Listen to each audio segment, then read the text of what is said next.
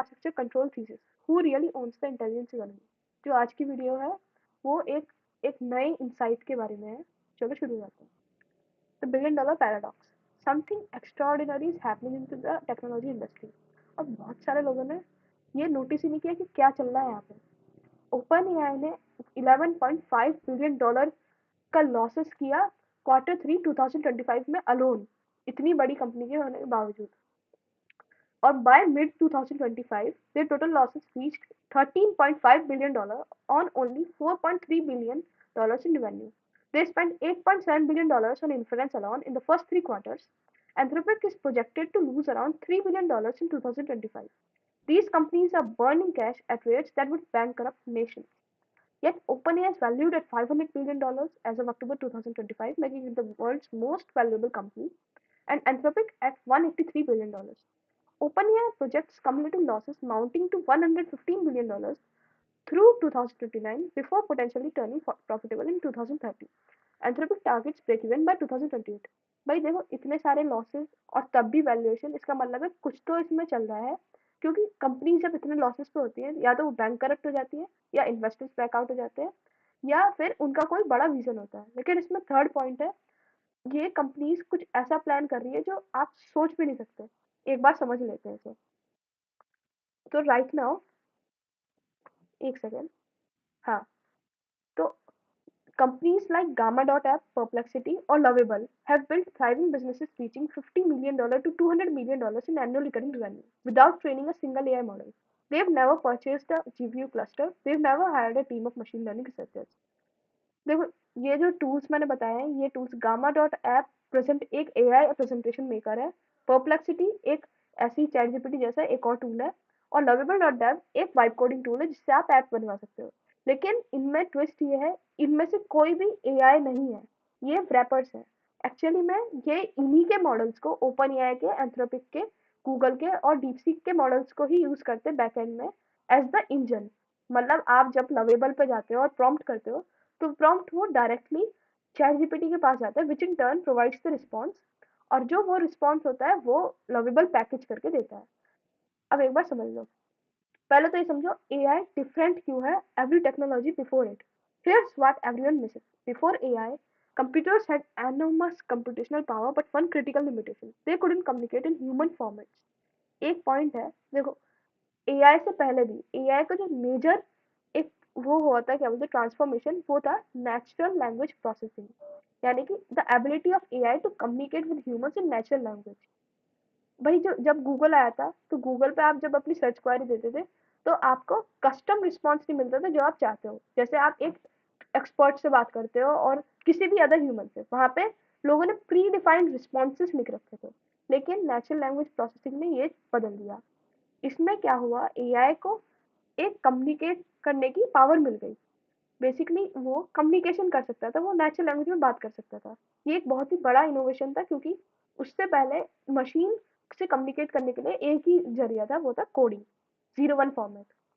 अब the global and entire global economy functions through exactly 6 formats of communication: text, emails, documents, code, contracts, images, designs, photographs, diagrams, video, presentations, entertainment, surveillance, speech, conversations, commands, negotiation, audio, data visualization like charts, graphs, dashboards। ये 6 communication के तरीके हैं और expression of information के, जो across the entire global economy consistent है। मतलब इसी तरीके से ह्यूमंस काम करते हैं। For decades machines could calculate faster than any human, process information at impossible speed, store infinite data, but they couldn't express their intelligence in the formats that run civilization. They couldn't write a contract, they couldn't design a logo, they couldn't explain their reasoning in plain English. AI changed everything by capturing all 6 formats simultaneously. Now AI can write like humans, design like artists, generate videos like filmmakers, speak like professionals. एक second, हाँ, now AI can write like humans, design like artists, generate videos like filmmakers, speak like professionals, create music like composers, and visualize data like analysts. This isn't just technological advancement. It's capturing the means of expression that power every industry on earth. देखो, इस सब चीज़ों का कहने का मतलब ये है, पहले एआई के पास कंप्यूटेशनल पावर थी, वो एक मशीन थी और वो कैलकुलेशंस में भी हमसे स्मार्टर थी, उसके पास इंटेलिजेंस था। बस उससे में जो एडवांसमेंट आया वो है, वो इंसानी भाषा में बात करने लग गई, यानी कि जिसमें हम कम्युनिकेट करते हैं, जिसमें हम एक्सप्रेस करते हैं। अब एक बात बताओ, अगर आइंस्टीन होता, आइंस्टीन का अगर वो इन 6 फॉर्मेट्स में बात नहीं कर पाता इनमें से किसी में भी, तो आइंस्टीन का इंटेलिजेंस का ना किसी को पता चलता, ना वो उससे काम कर पाता। तो ये क्योंकि अंडरस्टैंड भी नहीं कर पाता। इसी तरीके से मशीन थी, मशीन बहुत ही लिमिटेड डेटा पे ट्रेन थी, जो उसने कोडिंग के थ्रू हासिल किया। और लेकिन उसके पास इंटेलिजेंस था, लेकिन वो डेटा पे डिपेंडेंट है। तो ये जो 6 फॉर्मेट्स थे कम्युनिकेशन के, उसने उसे आज तक ब्लॉक कर रखा था। लेकिन एआई जो टेक्नोलॉजी है, उसने ये कैप्चर कर लिया। They are capturing communication itself, and communication powers everything. Notice what foundation model providers are doing. They are not saying this AI is for construction or this model is for healthcare. देखो जो वो कर रहे हैं, उनका देखो कहने का मतलब ये है, एआई में कभी भी ओपन एआई, एंथ्रोपिक, गूगल, इन्होंने कोई भी एआई ऐसे नहीं बनाई है डेडिकेटेड कि ये हेल्थ केयर के लिए है, ये कंस्ट्रक्शन के लिए है। इंडस्ट्री बाय इंडस्ट्री वो एआई को कैप्चर नहीं कर रहे हैं, मतलब मार्केट को कैप्चर नहीं कर रहे हैं, बल्कि उन्होंने ये 6 फॉर्मेट पकड़े जो कंसिस्टेंट है अक्रॉस द एंटायर इकोनॉमी। अगर कोई इन पे मैनिपुलेट करने की पावर रखता है, तो हर एक इकोनॉमी पे उस पर कंट्रोल है, पूरी ग्लोबल इकोनॉमी पे। अब ये समझिए, the two layer architecture, power plants and factories. The AI economy operates on a deceptively simple two-layer architecture that masks profound asymmetry. Layer 1, foundational model providers. OpenAI, Anthropic, Google. These companies are building power plants. They train massive AI models from scratch, requiring hundreds of millions in compute, operate enormous infrastructure, data centers, few clusters, specialized hardware, employ armies of AI researchers, engineers, and specialists, burn billions developing the electricity of intelligence, generate revenue primarily through APIs, application programming interfaces. पहली जो layer है इसमें wrapper economy की, वो ये है कि open AI, Anthropic और गूगल उस पर कंट्रोल करते हैं।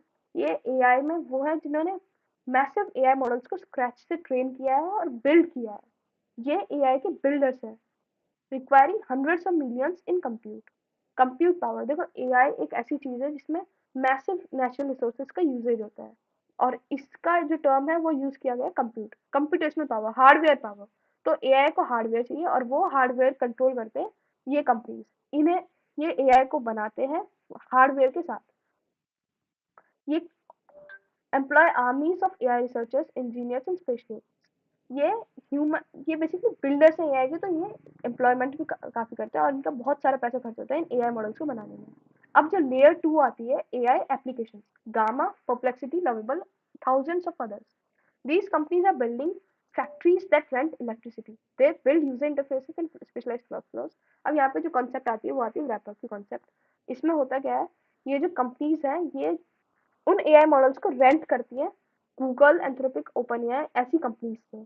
तो ये क्या बनाती है अपने टूल में, ये बनाते हैं user interfaces and specialised workflows. Consumer जो क्लाइंट है, जो यूजर है, वो किस तरीके से उनके ऐप के थ्रू जाएगा, और यूजर इंटरफेस यानी कि जो भी आप देखते हो डिजाइन डिजाइन जब आप कोई ऐप खोलते हो, focus obsessively on specific use cases. उनका जो फोकस होता है वो एक नीश टारगेट होता है, जैसे कि गामा का टारगेट है प्रेजेंटेशन डिजाइन, परप्लेक्सिटी का टारगेट है search search optimised answer, Lovable का टारगेट है ऐप बिल्डिंग। तो ये इन्हीं फोकस, इसी में इनका फोकस है, इसी तरीके से अपना प्रोडक्ट को रखते हैं। लेकिन जो ये है, ये एक जनरल प्रोडक्ट बनाते हैं जिससे कि सारी इंडस्ट्री में इनके मॉडल यूज हो सके। Create customer experiences and solve particular problems. ये कस्टमर का एक्सपीरियंस को डिजाइन करते हैं और पर्टिकुलर प्रॉब्लम्स को सॉल्व करते हैं। Pay per API calls to layer 1 for intelligence, build businesses without crushing infrastructure costs. The critical insight: if the power company raises rates, cuts your supply, or changes terms of service, the factory grinds to a halt. You don't control the power source. You never will. तो कहने का मतलब ये है, जो ये AI models हैं basically, एवगमा, perplexity, lovable, ये अपनी कोर टेक्नोलॉजी को ही ओन नहीं करते। मतलब इन्होंने एआई बनाई नहीं है, इन्होंने सिर्फ इसका डिजाइन बनाया है, एक तरीके से अपर सरफेस बनाया है। बैकएंड में जो रिस्पॉन्स दे रहा है, जो इंटरेक्ट कर रहा है, जो कोर एआई इंजन है, वो ओपन एआई, गूगल और एंथ्रोपिक का है। तो इससे एक डिपेंडेंसी क्रिएट होती है, जिसमें इनके मॉडल्स अगर किसी और चीज पे फोकस करते हैं तो इनके जो क्वालिटी है रिस्पॉन्सेज पे उन पे इफेक्ट पड़ता है। रेट्स इंक्रीज होते हैं तो इनके मार्जिन कम होते हैं।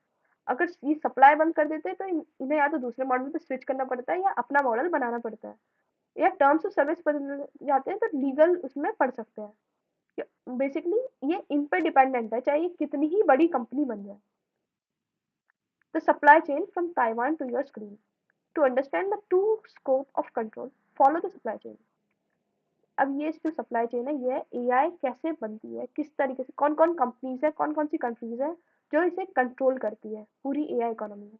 इसमें पहली जो कंपनी है, जो पहली कंट्री है वो है Taiwan.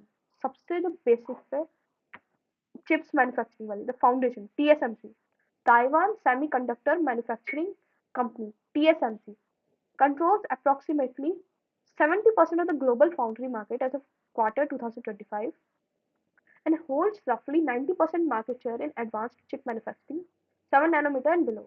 These aren't just components, they are in the physical substrate of AI intelligence. TSMC fabs in Taiwan have become the geopolitical equivalent of nuclear arsenals. Countries are treating this seriously. The US passed the CHIPS Act, investing $52 billion in domestic production. China is spending over $150 billion. Whoever controls the chips controls AI, and whoever controls AI controls the entire economy. दूसरा जो इसमें player आता है वो है Nvidia. NVIDIA में है, NVIDIA designs the GPUs, graphical processing units that train AI models. Their market cap approximately $4.3 trillion as of 2020, December 2025, becoming the first company to reach $5 trillion market cap in October 2025. Their H100 chips cost $25 to $40,000 each, and foundation model providers need tens of thousands of them. Jensen Huang isn't selling graphic cards; he's selling the pickaxes in the largest gold rush in history. ये दो companies है जो hardware को manufacture करती हैं जो AI model providers के लिए। टीएसएमसी उन चिप्स को डिजाइन करती है, उन चिप्स को मैन्युफैक्चर करती है जो एआई इंटेलिजेंस के लिए काम करते हैं। एनवीडिया उन्हें चिप्स जीपीयूज को डिजाइन करती है, एक तरीके से पैकेजिंग करती है और उन्हें कस्टम बनाते हैं ओपन एआई, एंथ्रोपिक और गूगल के लिए। अब जो नेक्स्ट इसमें प्लेयर आता है वो है फाउंडेशन मॉडल प्रोवाइडर्स, तो पावर प्लांट्स। एक और पॉइंट है टीएसएमसी में, ये 90% मार्केट शेयर को कैप्चर कर रखा है इन्होंने एडवांस चिप मैन्युफैक्चरिंग में। तो Taiwan nearly controls the entire global economy. अगर टीएसएमसी बंद हो जाता है किसी भी कारण से तो एक तरीके से हॉल्ट लग जाएगा बहुत सालों के लिए एआई इकोनॉमी, क्योंकि इन चिप्स की जो फाउंड्री है उन्हें बंद, एक तरीके से फैक्ट्री है और उन्हें बनाने में बहुत टाइम लगता है, और जो ये आर्किटेक्चर है इनके पास वो काफ़ी डुप्लीकेटेबल नहीं है।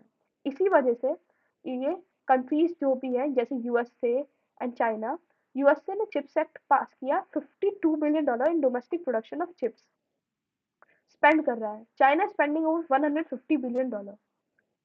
ये कोशिश कर रहे हैं ताकि ये टीएसएमसी से डिपेंडेंसी हटा सके और कंट्रोल पा सके एआई इकोनॉमी पे। अब तीसरा जो प्रोवाइड इसमें गेम चेंजर है वो है foundation providers, the power plants. ये है वही मैंने बताया था, ओपन एआई, एंथ्रोपिक और Google. They are in software country companies. They are the intelligence utilities. They generate the electricity, AI capabilities that thousands of applications rent. OpenAI spent $8.7 billion on Anthropic, earned 65 to 85% of revenue from API access, with Cloud Code reportedly approaching $1 billion in annualized revenue. Google continues massive infrastructure investments across its CPU tensor processing unit ecosystem. ये foundation model providers है, ये वो है जो AI को जो बनाते हैं। अब आते चौथा प्लेयर इसमें, वो है scale AI, the hidden dictator. This is the company most people have never heard of, and it might be the most important. Scale AI provides the training data that makes models intelligent. In June 2025, Meta invested $14.3 billion for a 49% stake, valuing Scale at $29 billion. Founder Alexander Wang joined Meta to lead their super intelligence division. Scale AI जो है वो देखो, जब AI में सबसे important चीज़ एक और है वो है डेटा। जब एआई बिल्ड होती है तो उसे डेटा चाहिए होता है जिससे वो सीखता है। जैसे इंसान जब एजुकेशन में बुक्स से सीखते हैं, फिजिकल डेटा, विजुअल डेटा, इसी तरीके से एआई को जो डेटा चाहिए होता है, correct quality data, labelled data, जिससे वो सीख सके like a child for machine learning, वो ये कंपनी प्रोवाइड करती है। तो ये कंपनी सोलो प्लेयर है, मतलब मेजर स्टेक होल्डर है इस मार्केट में। इसमें मेटा ने इन्वेस्ट की $14.3 बिलियन फॉर अ 49% स्टेक, जिससे स्केल की वैल्यूएशन $29 बिलियन हुई। इसके founder Alexander Wang joined to lead the super intelligence division. और इसकी जो क्लाइंट लिस्ट है वो सब कुछ रिवील करती है। मिनिमम क्लाइंट्स है लेकिन सारे बड़े क्लाइंट्स हैं। For example open A I chat GPT के लिए, गूगल डीप माइंड के लिए, मेटा लामा 3 के लिए, माइक्रोसॉफ्ट कोपायलट के लिए, यूएस डिपार्टमेंट ऑफ डिफेंस अपना एक और मॉडल बना रहा है, उसके भी एस्केलिया क्लाइंट है, कॉन्फिडेंशियल प्रोजेक्ट है। When one company labels the data that trains every major AI model and works with the military, that's not a vendor, that's a node of control. ये मेजरली पूरी AI economy को improvement और training को control कर रही है, data को manufacture कर रही है, जैसे डेटा मैन्युफैक्चर। पांचवी जो इसमें प्लेयर है वो है wrappers, the visible layer. Companies like Lovable, Grama, Perplexity, these build the interfaces users actually see. They don't own the intelligence, they rent it token by token. Some wrappers spend 100 to 164% of revenue on API calls. They're profitable only if foundation model providers allow them to be. ये companies हैं जो उन AI models को rent करती हैं अपना software, अपना tool बनाने के लिए फॉर द कंज्यूमर मार्केट और B2B। अब सिक्स्थ जो इसमें प्लेयर है वो है एंड यूजर्स द डिपेंडेंट्स। वो तो हम लोग ही हैं, नॉर्मल लोग। Millions of people now rely on AI for writing, coding, designing, searching, creating. Most know which model powers their tool. Most don't care. That's exactly the point. APIs and MCP, the technical protocols of dependency. How APIs create control. An API, application programming interfaces, is how wrappers access foundation model. Think of it like renting electricity from a power plant. APIs है application programming interfaces. ये एक वो technical protocol है जिससे जो companies हैं rappers like lovable, gamma, perplexity उन foundation model providers से अपनी जो उनकी एआई है उसे रेंट करते हैं। ये कॉमन है, कुछ भी आपको अगर किसी सॉफ्टवेयर का पार्ट चाहिए तो आप एपीआई को यूज करते हो। एक तरीके से आप उन्हें पे करते हो इस चीज के लिए। यूजर फॉर इसकी जो वर्कफ्लो है इस तरीके से काम करता है। फॉर एग्जांपल यूजर अगर प्रॉम्प्ट करता है लवेबल को, तो जो लवेबल है वो उसकी एपीआई को भेजता है।